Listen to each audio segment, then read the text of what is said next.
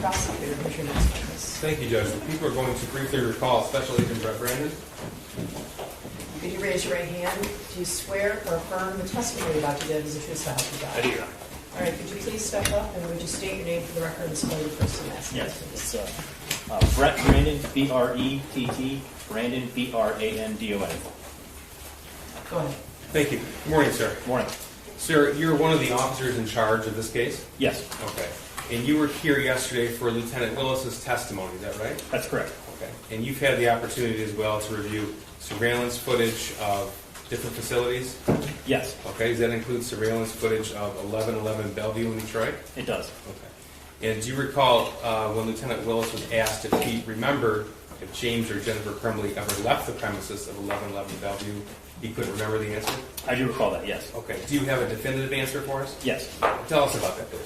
Yes. So in my review of the video from 1111 Bellevue, I did not observe Mr. or Mrs. Crumbley leave the premises. They did, like we stated yesterday, go to their car several times to smoke cigarettes and come back inside, but they did not leave the premises from what I saw in the surveillance video. Okay, so we have surveillance video admitted already about 11:30 a.m., around noon a.m. with the time difference on the surveillance camera, that James and Jennifer Crumbley arrived in the parking lot. Is that right? I believe that time is correct. Okay, and then we saw footage of James Crumbley pulling the vehicle out and backing it back into the same parking spot? Yes. Okay, but they never left that location of 1111 Bellevue? I did not observe them leave, no. Okay. We heard testimony regarding certain foodstuffs were found in Suite 130 in that location.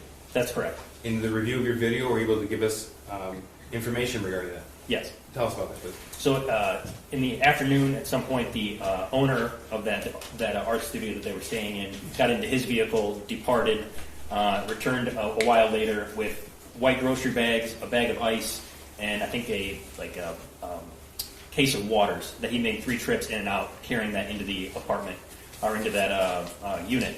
And then that was the person that dropped off those groceries. Okay, thank you. I have nothing for that. Ross? Very briefly, Your Honor. Good morning, Agent Brandon. Good morning. You testified that James and Jennifer left the building, but remained on the premises.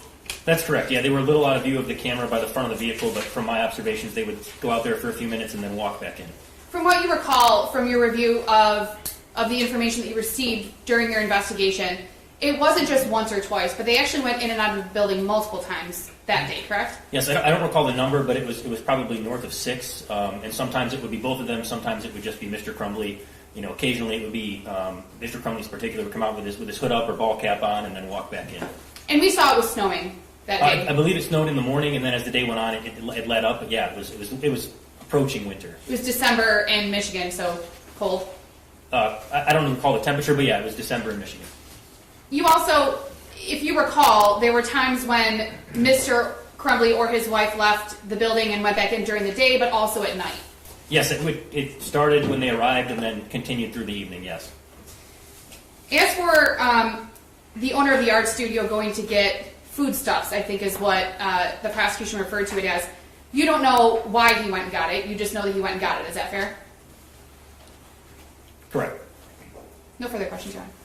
No regret, thank you. All right, you may step down. Thank you, Ron.